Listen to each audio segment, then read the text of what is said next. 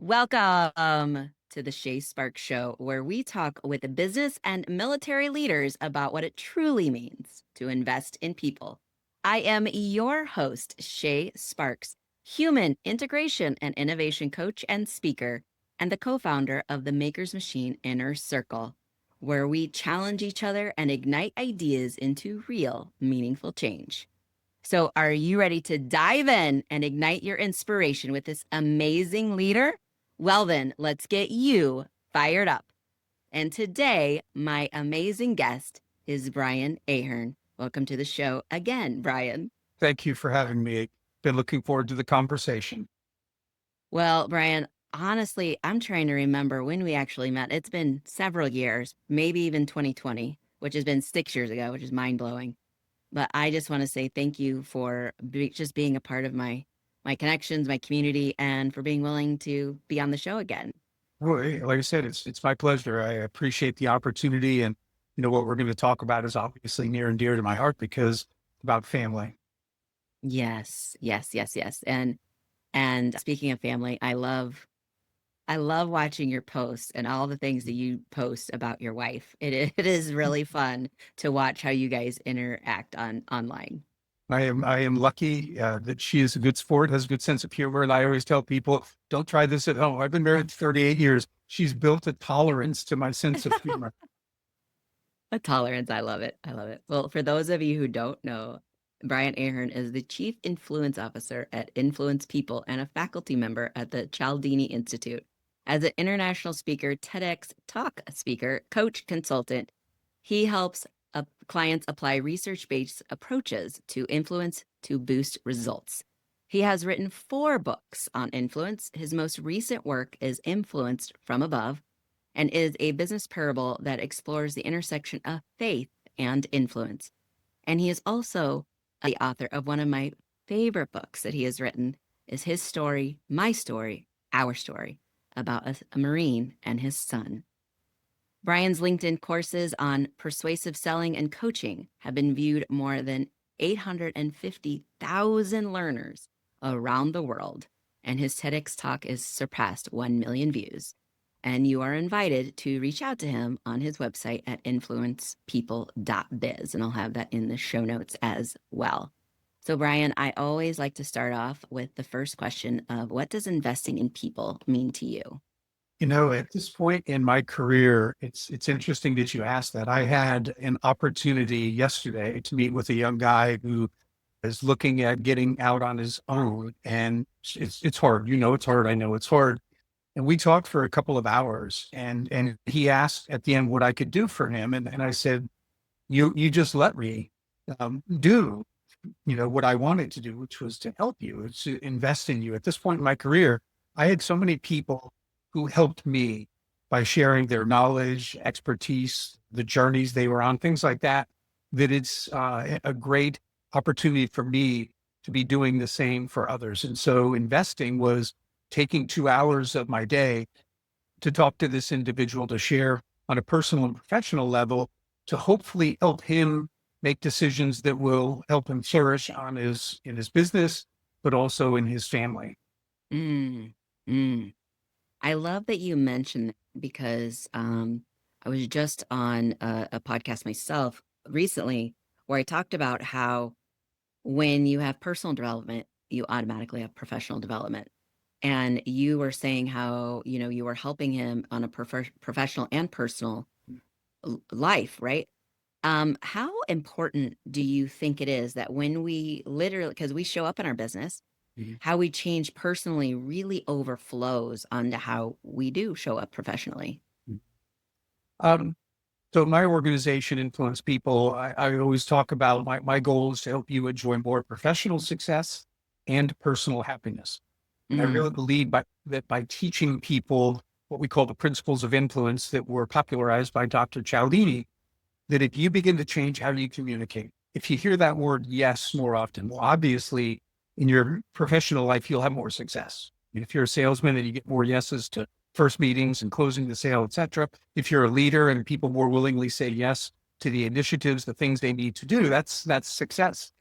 But when you go home, with your spouse, significant other, kids, neighbors, if those people more willingly say yes to the things that you're proposing, then I think your life will be a lot more peaceful and happy. And so Mm. therefore I look at what I do as a 24/7, 365 skill, and I can passionately get behind it because in my personal mission statement, my overriding goal in that is that when I die, God would say, well done.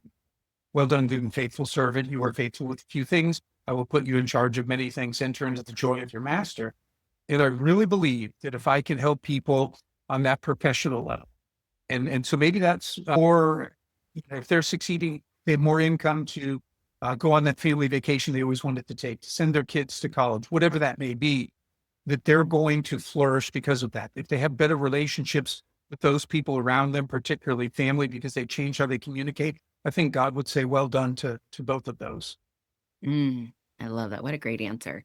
And I love that you use the word flourish. How, when you think about flourishing in your career or in your business, do you find that sometimes, maybe even more times than we care to admit, that we're not flourishing because we haven't really found what we're being called to? You mentioned God, maybe we're not being obedient Mhm. to what he's been asking you to do or telling you the direction he's been kind of pushing you towards. Yeah. Interesting question, because as I talked to that young guy yesterday, we were talking about the will of God. And there have been times I have clearly heard God telling me that he wants me to do something. Yeah. There have been other times where you clearly hear him say, don't do that.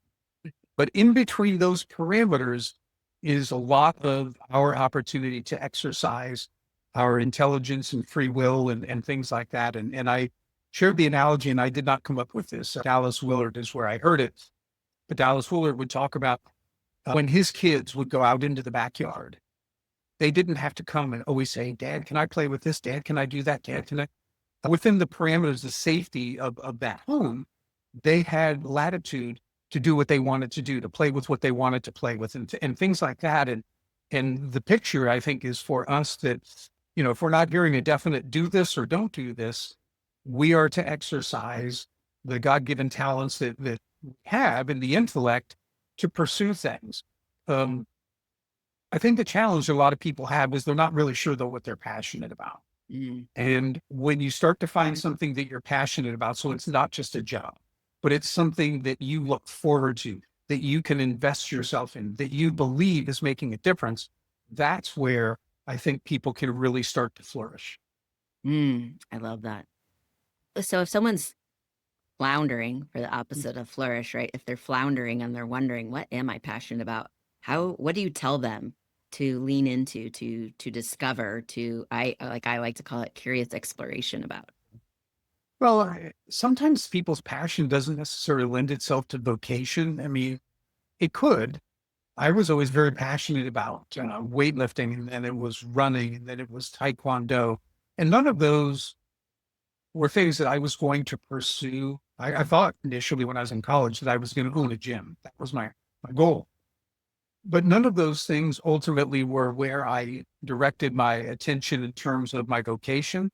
But what I did was I learned a tremendous amount from all of those that have helped me significantly in my career. And in particular, when I stepped out as an entrepreneur 8 years ago.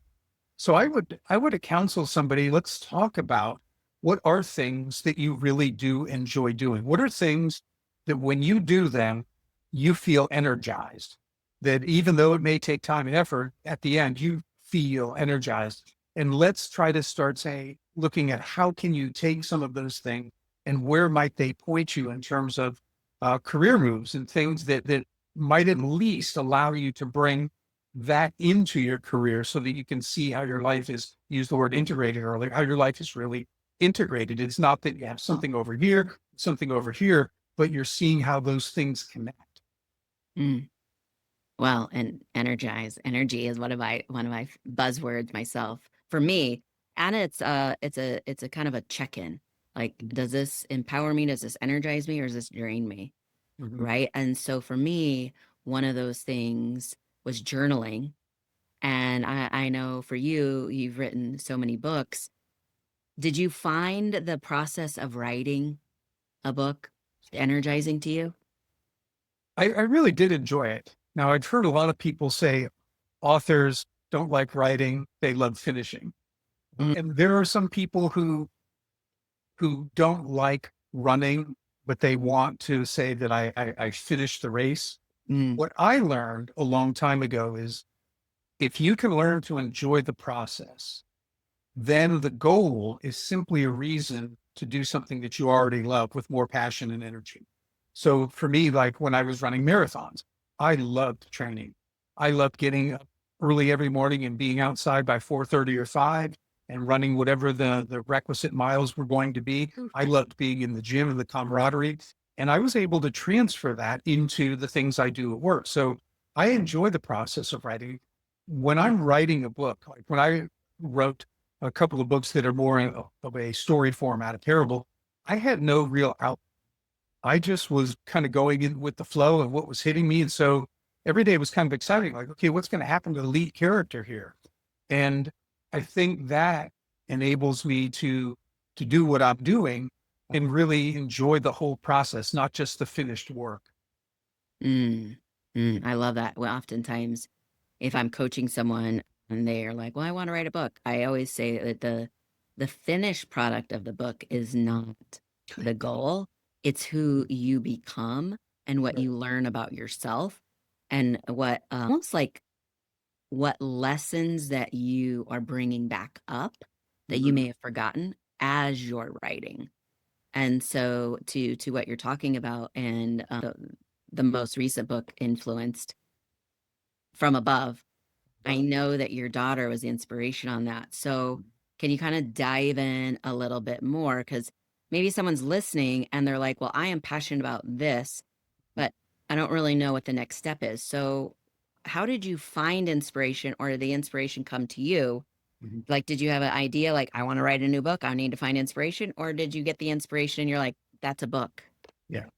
In that case, the case of the new book, Influence from Above, it was many years ago that my daughter had come to a presentation I did here in Columbus, and she hadn't seen me actually do something live for many, many years. So I'm very curious about what she thought. We went to lunch the next day and we started talking about the presentation and different parts of it. Then she asked the question that sparked the idea for the book. The question was, Dad, what I want to know is where is God in all this? Mm, All of the psychology that you're teaching, what you're doing, how does he fit into this?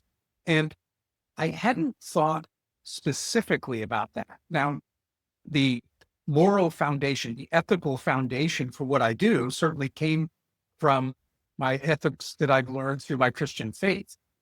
But I hadn't really sat down and thought about the connection between like Dr. Cialdini's principles of influence and faith. And that's what got the ball rolling. In the middle of the conversation, a few things came up that I remember clearly. For example, I said, Abigail, in the corporate environment, I can't necessarily talk about love, but if I talk about the principle of liking the right way and we invoke it the right way, where it's not about me getting you, Shaw, to like me, it's about me coming to like you. And that's where I start getting close to love. It's not about me getting from you, it's about me giving. Jesus said it's better to give than receive, do unto others as you would have them do unto you. And so then all of a sudden, you're thinking reciprocity. That's the natural uh, invocation of reciprocity. So that conversation is what triggered all of the thinking about this. And then I just started working toward that. It took a while for me to start really formulating the thoughts. But then once I did, I was able to sit down and knock the book out fairly quickly. mm. I love how we just never know when a conversation hit you the right way that Yeah. really, like you said, sparks something in you that lights that fire like, well, what if we explore this? Mhm. What would this look like? And I Yeah. love that you really took just one conversation and now you've created a whole new book from it. Mhm. Not to mention one of the conversation that in the book that you wrote about your dad, his story, my story, our story. Whew, every time I had seen it, and you and I had talked about this before, and I'm first of all, I want to congratulate you for doing this book. Mhm. Um, Even though I'm shifting gears on you here, doing That's this book okay. about your dad, Mhm. because in the in my experience with working with veterans, there is this misnomer that people understand where people are coming from. So when you're a veteran, you assume everyone understands what you've been through and understands being a veteran. When you're not a veteran, then you don't understand, but you don't know really what to ask or what to talk about or what to say. And so I love how you not only brought in the experience of what your dad shared with you, but then other stories from other people that you brought in Mhm. as well. And so it's giving a like a full circle effect as well as you and your sister's point of view Mhm. too. And it was just so well rounded and so well read. And would you say that for me, when as I was reading it, there was a story in there about what your dad shared with you about saving someone's life Mhm. and how he chose to save someone's life. Yeah. When he shared that with you, was that the inspiration to write that book, or was there something more? Um, Really, it was when he passed away in September of 2020, and it wasn't from COVID. He had a heart attack and died immediately. Um, because I'd been reflecting a lot on our relationship. Our relationship was very rocky, and then it got better. Uh, Prior to his passing, I was reading the book "Body Keeps the Score" Hmm. by Bessel van der Kolk, and really wanted to talk to him about that because I felt like I was gaining some new insight into how trauma impacts people and wanted to talk to him. He had already written a document about his time in the Corps and Vietnam and coming home. And so I really wanted to explore that more within a month. I mean, I literally had started writing him a letter and then he passed away before I got a chance to send it. So I think that's what really got the ball rolling, thinking that I want to explore this more. And it was a great process for me because I had lunch yesterday with a woman who's edited a number of my books, and she edited the first draft of the book. And we talked about that. And she said, you know, it was so interesting the insights you started to gain, things you didn't know about your dad that you were learning from his brothers, from your sister, and things. And so it was very cathartic for me to sit down and write the book. The goal, as I say at the very beginning, is that it would help Marines and their families. That maybe a Marine will read this and avoid some of the mistakes that my dad made. Maybe a family will read it and have new understanding of that Marine who was a part of their life, that they can have better relationships because of having taken the time to read the book. So that is why I put it out into the world. Hmm. I love it. In fact, my dad also served in Vietnam, although he was drafted, and he didn't share that with me until 6 months before he passed away. My whole life up until then was in my 40s. I had always thought he had enlisted. So I didn't know, and he never talked about it. And so, the fact that your dad shared even that one particular story was monumental for me reading it. Yeah. You know, as the daughter of someone else going through it. It was like, wow, that was so powerful. And of course, I cried a million times reading it. As I know you probably um, just thought to yourself, wow, I had no idea what the feedback was going to be when I wrote this. When when I eulogized my dad at his funeral, and I mentioned that story, I didn't go into the details of it, but uh, for all the bad things that happened, the um, verbal and physical abuse toward my mom, you know, the infidelity, the things that this does not dismiss them or make them right, but were probably a result of PTSD, and nobody was talking about it when he got out of the Corps in the late '60s. Again, it doesn't make any of it right, but it gives an explanation for probably the anger and the rage and the different things that were going on inside of him that led him to do some of those things. When he and I went through a rough patch when I turned 30, I was really angry at him when the understanding of things that had gone on with he and my mom dropped from my head to my heart. And so it was a very difficult, like 4 or 5 years probably of our relationship. I started pressing him hard. You know, I'm asking him, why did you cheat on mom? Why did you hit her? Why did you do this and that? You can imagine, Captain of the Marine doesn't want to hear his son talking to him like that. And so they were stressful conversations. But sometime after that, he started, for his own mental well-being, started writing about his time in the Corps. And then he gave it to me one day. That was maybe almost a decade before he had asked. And he said, here, maybe this will answer some questions. Maybe it'll raise some other questions. We can talk about it when we're together next. And so that was, he started going through, I think, a process of healing. And the other thing I want to say, because this is something that's recently really been dropping from my head to my heart, the understanding of, Jesus on the cross, and he says, Father, forgive them, for they know not what they do. Now, anybody could read that or see the story and go, they knew what they did. They nailed him to a cross. Mm. I don't think any person in their right mind, if they truly knew he was the Son of God, would have done that or allowed that to probably happen. Mm. And I look back and I look at like my relationship with my wife and ways that we've hurt each other during our time together. There's a lot of opportunity when you're married for 38 years, but I know that neither of us, if we knew the impact of some of our choices, would have made those choices. And I don't think my dad would have made many of the choices that he made if he had deeply understood how it was going to impact. And that understanding allows me to extend the same kind of grace that Christ did. That, okay, they were bad things, but Lord, I don't think he knew truly what he was doing or how it would impact us. Mm.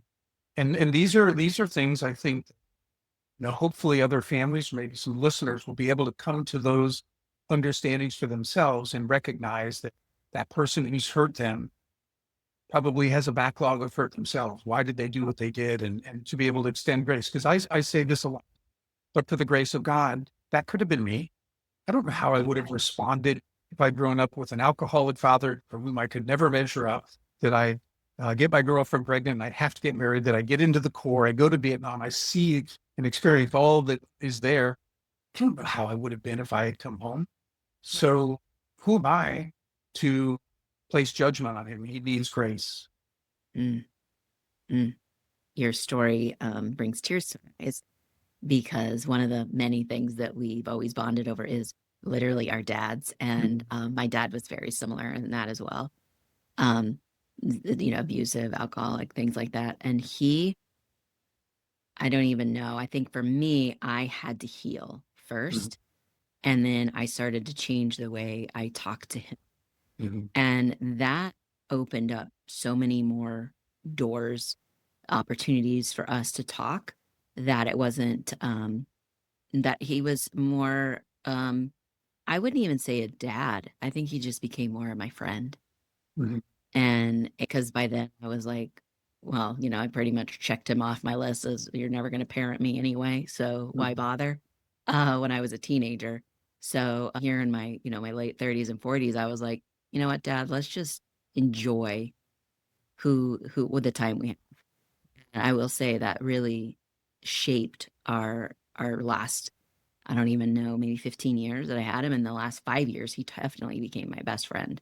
mhm. So there's something to be said about really being able to be open and Yeah. forgive those people.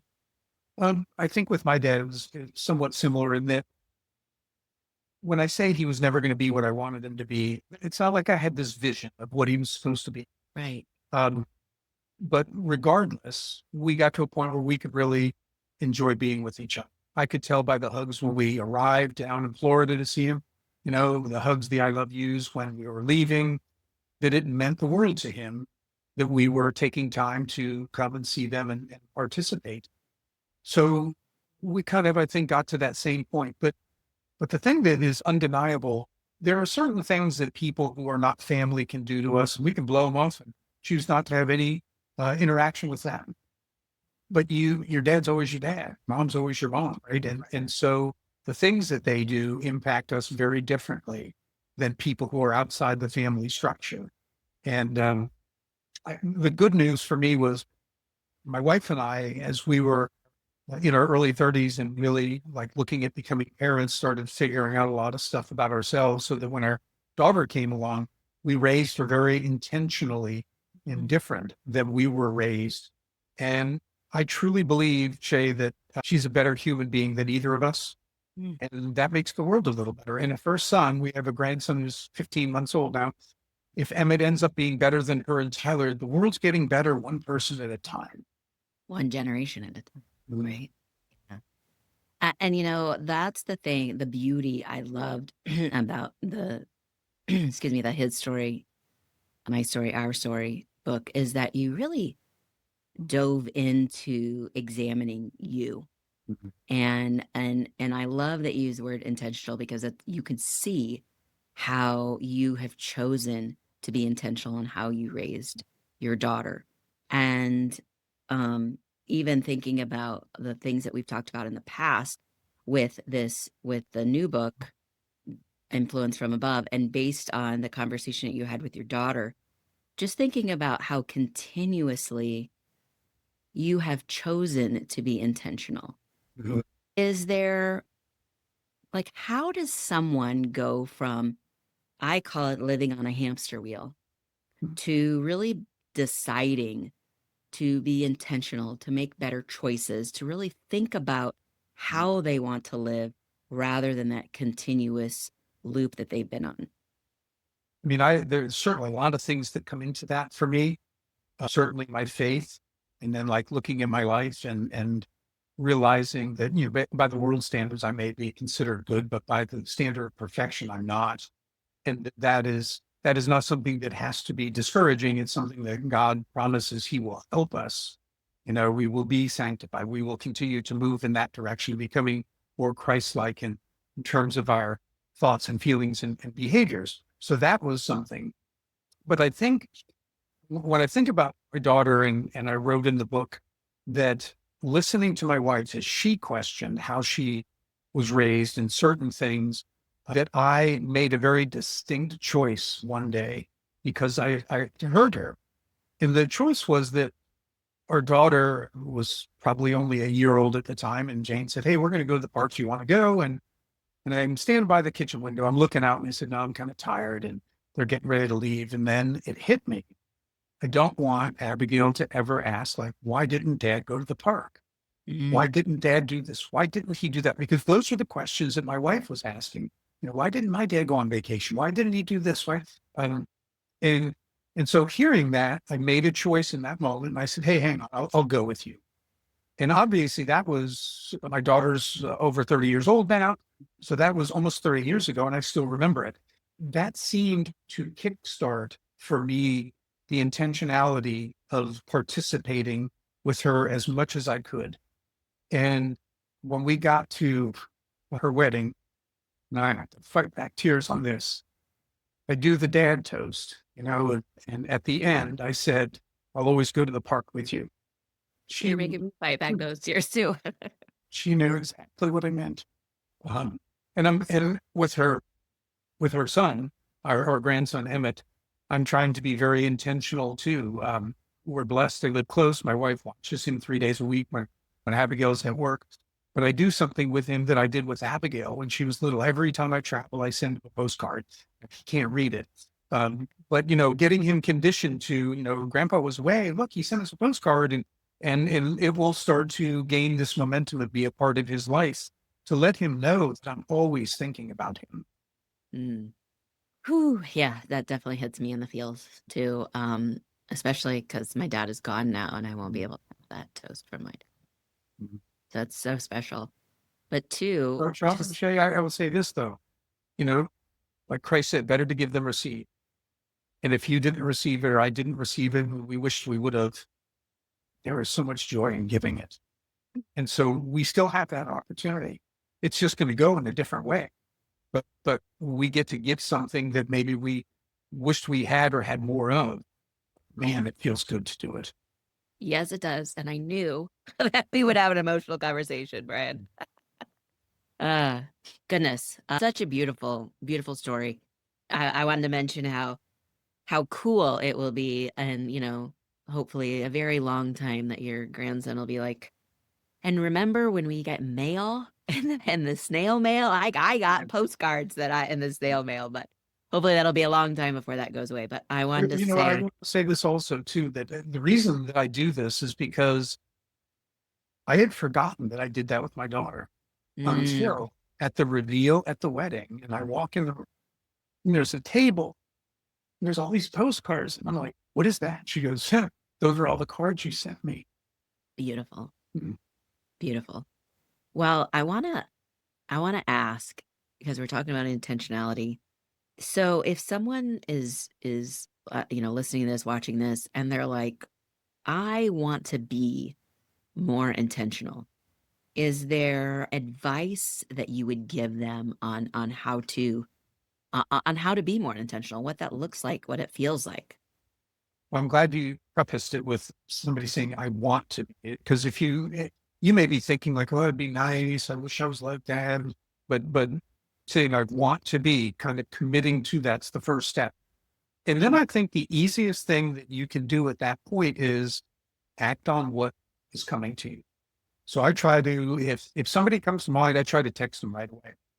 Like, hey, Jane, just came to mind. Not sure what's going on there. Hope everything's well. And people really appreciate those kinds of check-ins.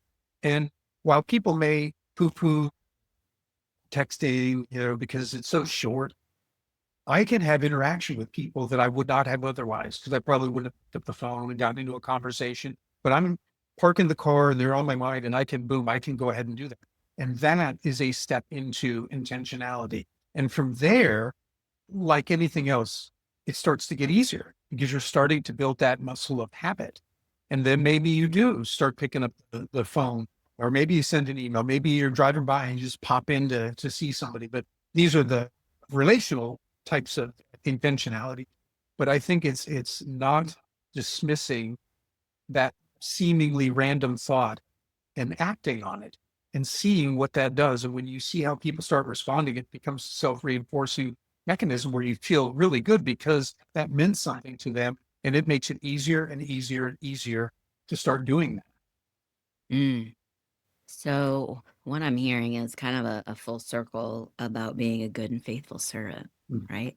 Because you said seemingly random thought when a person pops into your head.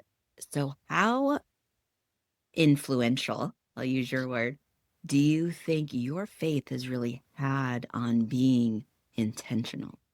I think it probably far more than I even recognize. Mhm. Most of the decisions that we make, the behaviors that we do, we're not fully aware of why we're doing them because we learn, we relegate to the subconscious. As the book, The Body Keeps the Score, points out to, the body has a kind of a memory of its own. And so a lot of times we're not aware of the things that are moving us in different directions. But what I can say then about my faith is when life really began to change for me in the early 90s, and got very involved in church and started reading through the Bible, um, leading some Bible studies.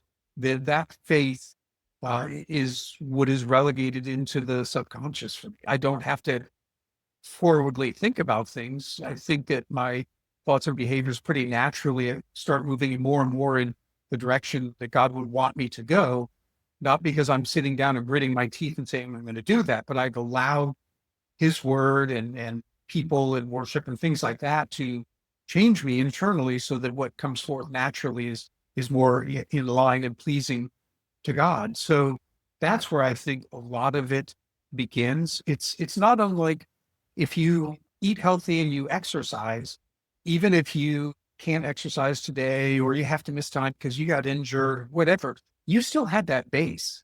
And it's easier to get back in shape because you had that base. And for me, that base is my faith. And I think that, you know, when this time on earth is done and we can look back, I'll probably realize, wow, boy, it was way bigger than even I realized right here. Yeah.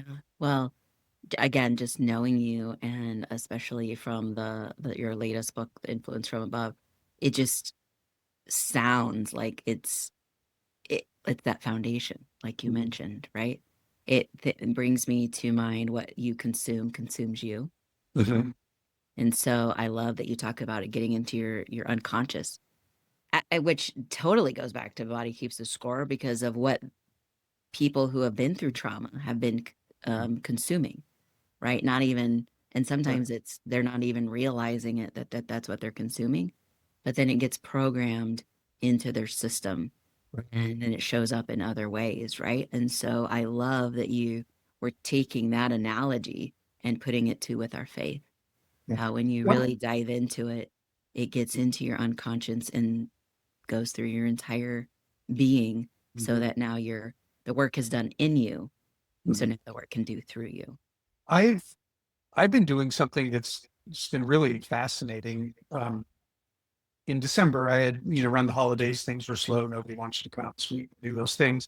And I took a lot of these old journals that I had and I digitized them. Now I literally read them out loud and then cleaned up the spelling as it Mm-hmm. was translating. And what that has done for me is there's so many things that when I look back in the 90s, like my wife and I really were struggling in our marriage. And I started to recognize that even though things have gotten so good, there were still patterns in me in terms of how I related to her because of things in the past. And at first she's like, "Ah, why are we bringing this up? That's done and over. Let's just," and I said, because I see that it's impacting how I relate to you. And I don't like that. And I want it to change. And so we've really started talking about a lot of those things that, again, people would just say, it's done, it's over, can't change it. You can't change it, but it's still changing you if you don't do something, if you're not intentional to make some different choices. And so it's been really fascinating. And what I can say is, we had our 38th anniversary in March. Our relationship has never been better than what it is today. We've never felt more in love, both of us, more in love. I mean, it's something so special that there are times where Jane says, I wonder if God's calling us to do something with this, or is this so sacred it's just for us? But Mm. but it is, yeah, I'm as attracted to her, even probably more so than when I first met her. And the feelings that I have for her because we're both really opening ourselves up. Yeah. I have a friend who said intimacy is into me, see, Yeah. and we're doing that, and it's just been incredible. But it got kickstarted by looking back on those old journals and starting to see, even though that's over, it's still impacting who I am, and a lot of it's in ways I don't want it to be. So I have to be intentional now. Mm. That's one of the best things I think about journaling is being able to look back and think about, see where your mindset was, see what you were worried about, see how far you've come. Right. I just recently did that. I unfortunately ended a relationship and looked back before I met him. I was like, what was I thinking about? What was I doing? And then what shifted? And I had, lost myself. And one of the reasons that we ended things was he's like, I'm holding you back, and it was such a realization as I was looking at my own journals, like, wow, where was I holding myself back? Yeah. Right. And it's totally what you're talking about. The intimacy is, what am I seeing in me? Yeah. Yeah. Another thing that I've done that has been fascinating, and I know some people might not want to do this because they may not like technology or AI, You're but gonna say after I that. got all of those in, and I'm talking about like journals from 1993 through 2001, then for some reason I stopped journaling, but then 2022 up through the present, I dropped them into chat. Yeah. And then I ask chat questions and I give it parameters like, you've got a doctorate in psychology, you're a Christian counselor, you're steeped in Dallas Willard and C.S. Lewis and Timothy Keller. And I want you to give me understanding of how the mind works, but with a Christian perspective. And then I start asking it questions. And it's like talking to a counselor who remembers every single thing you ever told. It's incredible.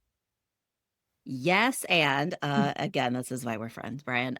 Because I did something very similar because I had read the body type score several years ago, and so fascinating. And I actually, after this breakup, I started to lean into the body keeps score, um, shame, guilt, like Brene Brown's about shame, all of her books around that situation. But how are those feelings showing up in our bodies? There's a book that I go by a lot with my coaching clients, but I really dug into all this and went to chat. I'm a huge proponent of AI. In fact, I coach on AI now and how to, for business owners to leverage AI. but I was leaning into taking all the information that I knew and had those different books, Feelings, Buried Alive, Never Die, right? And how is it affecting us in our bodies? What illnesses are showing up because we're unwilling to feel, we're unwilling to do that intimacy in ourselves, right? To really uncover, peel away the layers and look at ourselves and go, okay, how do I need to heal? So I love that you and your wife are doing it. Um, and you're right, it does show up because there are many times where Jane might say, like, did I do something wrong? Are you angry? And I wasn't. But um, that's kind of how my persona was coming across. So what was going on is I was wrestling inside with certain things. Like, should I say this? Shouldn't I? No, just forget about it. Just anyway, all this stuff's like going on inside. And the reality was I should just I had learned to just say, okay, here's what happened, here's what I was thinking, this is what I was feeling. And then we start talking about it. And she's been really gracious about having those conversations. And the same thing coming back to me where she opens up and that is what is the intimacy. That's what's drawn us so close together because we are at a point where it's like there's nothing hidden. And yet we can both say, despite everything I know, most of it very, very good, but some ugly bad parts too, I still love you. And that allows us, I think, to also, when we can experience love that way with one another, it starts to make the love that Christ has for us more real.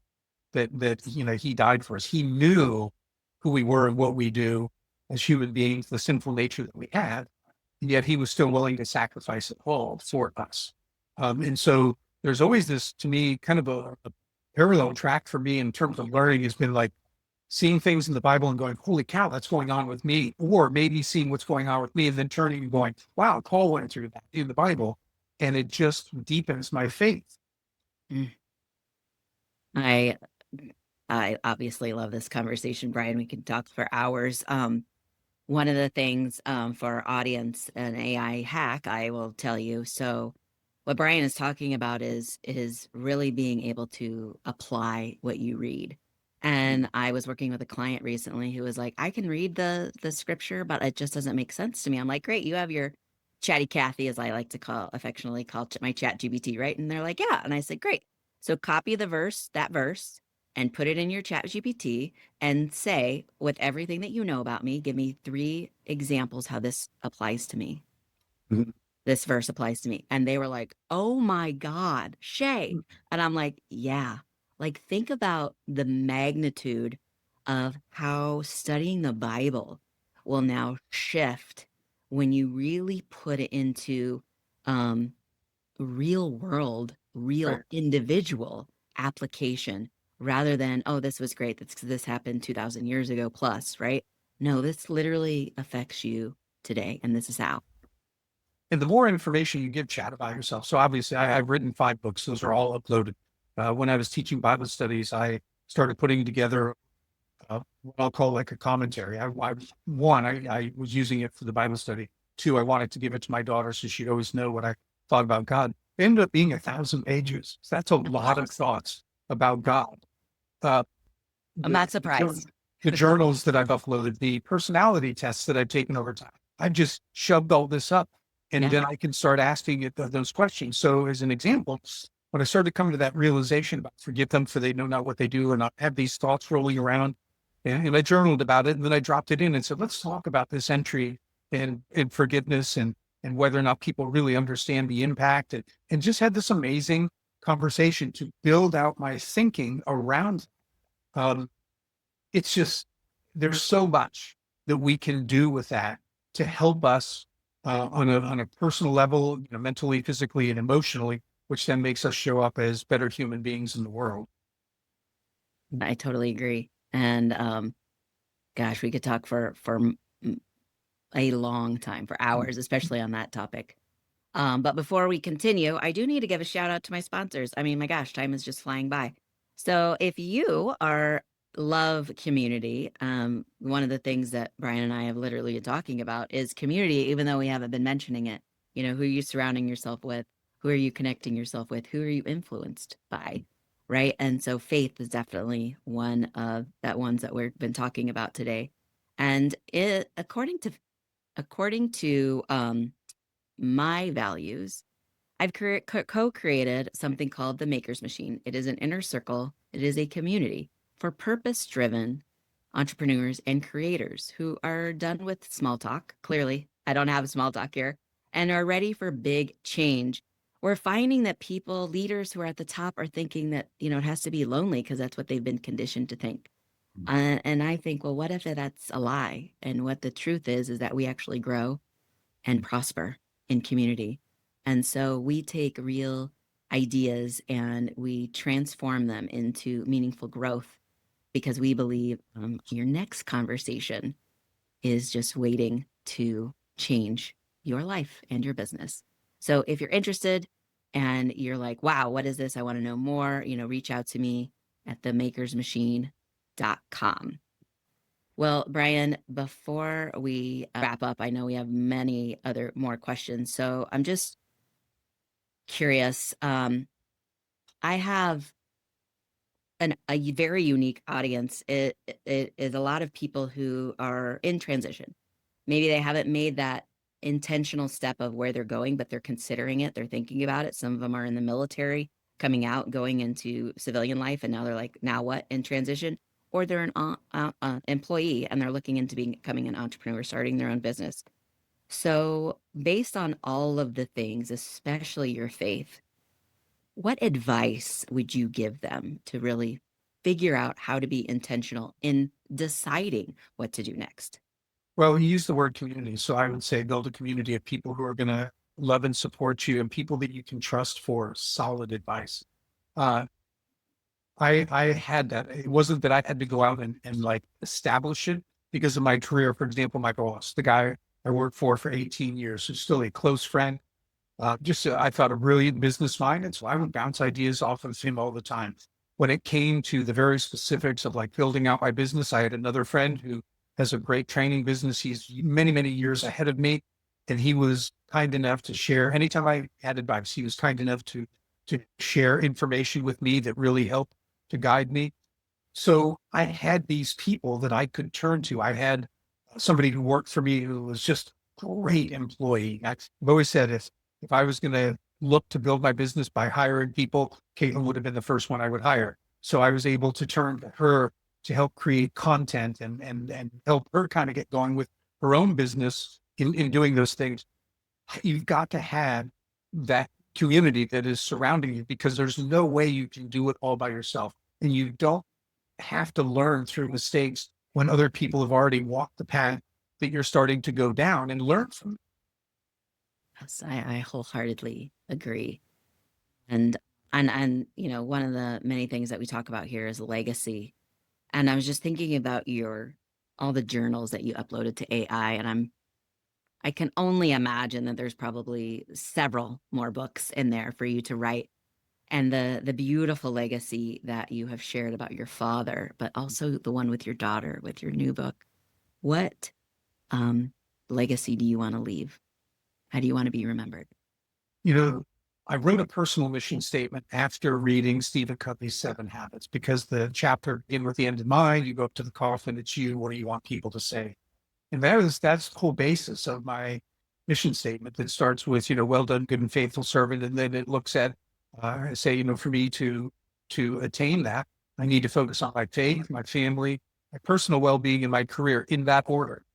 And within each of those, there's a few paragraphs about what I'm looking to do, what I'm aiming for. I would hope that at the end of my life, if somebody said, this is who Brian wrote about in 1992 or whatever it was, this is who he aspired to be. If they read that, the people would go, that's who he was. Mm. That I would have, that was very aspirational, but then I lived into that. And I believe in doing so, then God would be the one saying, well done.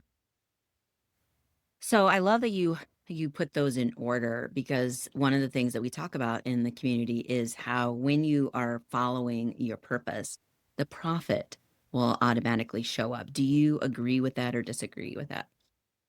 I do believe that. I think if you, whatever you're doing, there has to be a need in the world and you have to have a passion for that. But I think that if that exists and that you have the support and you have the discipline and all of those things, that you will figure out a way to make it work. Mm, And that, like, as you say, the profit will follow. Uh, it was scary for me when I stepped out on my own. And even though people were saying, well, you're going to kill it, you're going to do great. It was scary because there's sure. so many things to running a business that it's like for me, speaking and training, that's very easy for me. Getting contracts, all the things that you have to do that are foundational to that. That's the hard part. And so people have to be willing to put in the time and the effort. But if there's a genuine need in the world and you have a passion to fill that need, you get in front of the right people, they're going to see that. They're going to say, I want to do business with people like you. This isn't just a job for you. I can see, one of the biggest compliments I get is when I speak and somebody goes, you really believe what you're saying. And I'm like, absolutely. Absolutely. Because I know it will help you professionally and personally. And people buy, they buy the why, like Mhm. Simon Sinek says. Absolutely. Well, you are living your legacy right now. Thank So you. thank you for that. How can people connect with you? First thing I would say is LinkedIn. I'm all over LinkedIn, post pretty much daily. And if people want to connect, I guarantee you will get a personal message from me. It might be, how did you find me if you don't send a message? Yeah. I've asked that question a lot. I like to know why people are reaching out to connect. But if you do even have a message in there, you're going to still get a personal message back from me. And I like to say that keeps the social in social media. So Mm, LinkedIn is the number one way to connect with me. As you mentioned before, my website, influencepeople.biz. If individuals go out there, I've been blogging pretty much weekly for 16 or 17 years, so a ton of writing. I've been a guest on more than 200 podcasts. Those are all out there that people can scroll through and see what shows they want to listen to. There's links to all of my books, so some videos and things like that. So a tremendous amount of free resources available on the website. I love that. Thank you. And we'll have that in the show notes as well. And when you do reach out to him on LinkedIn, feel free to say that you heard him on this show, the Shay Spark Show. So thank you for that. And one final question before you leave, Brian. What phrase, scripture, or mantra are you living by right now? Well, what's really kind of consuming my thoughts is the forgive them for they know not what they do. Mm, And so I kind of go through transitions like that where something will grab my attention. It will become the focus of my thoughts for a period of time. And that is certainly what my thoughts are focused on. The mission statement, I read through that every single day. And I've got a mantra in there that is, this is the day the Lord has made. I'll be glad and rejoice in it. Today's going to be a good day because I will approach every situation with a positive attitude and I will learn from every situation. So that's something that's always before me. But what's really right here in front of me is the about forgive them for they know not what they do. mm, I love that. Well, Brian, thank you so much for being here. This is just such a joy to have you on the show again. You're welcome. It was a joy for me too. So thank you for having me back. Yes. And thank you for joining us for the Shay Spark Show. If Brian's wonderful wisdom lit a spark in you, I mean, how could it not? I'm sure you probably even took some notes. Then share this episode with just one person who you believe needs to hear it.